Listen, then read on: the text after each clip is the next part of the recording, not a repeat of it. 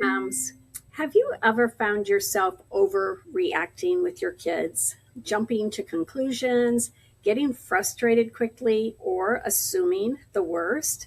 If that's you, I want you to know something right away. You are not a bad mom. You are a human mom, and that is normal. And to be honest with you, flexibility has never been my strong suit. And I clearly remember one time in particular, there were many, but I remember one time in particular when that weakness showed up loud and clear. One of my kids had a sudden change in plans that affected my schedule. So I had to cancel an appointment that we had waited a long time for, which meant we were going to have to wait again. Now, to be fair, it wasn't even her fault. Her work schedule had changed. But in the moment, I was huffing and puffing. I was stressed. And outwardly, I wasn't being very kind. I was mad, and it was showing. So she finally went to her room just to get away from my grumbling. And that's when the Lord got my attention. And I realized right away that I was letting myself get worked up over something that couldn't be helped. And honestly, it wasn't the end of the world. It was not that big of a deal. But sometimes we let those little things get us worked up, don't we? So I went to her and I apologized. I told her that I was wrong for getting upset and taking it out on her when she hadn't done anything wrong. And of course, she responded as kids do with grace and forgiveness.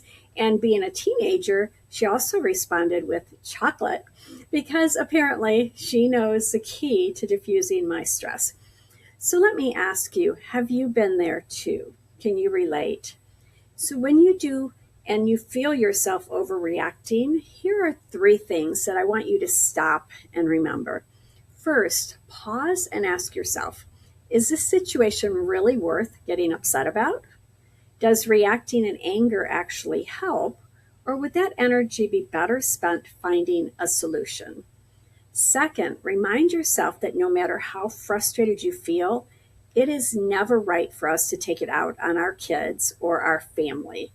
They're watching how you respond to stress and they will copy those reactions in their own lives. So be careful of your example when you're frustrated, how you respond and react. And then third, be willing to apologize. Apologizing doesn't make you weak. Instead, it models humility, self-control, and repentance to your children, showing them that the right thing to do is apologize when we have messed up. So here's the encouragement that I want to leave you with. Don't get discouraged when you mess up. We will never be perfect parents, and we will make mistakes. Over and over, we will make mistakes. But those mistakes are often what keeps us depending on the Lord. And isn't that really exactly where we want to be? I want to depend on the Lord. And sometimes my mistakes were the best thing to keep me in that right place where I needed to be.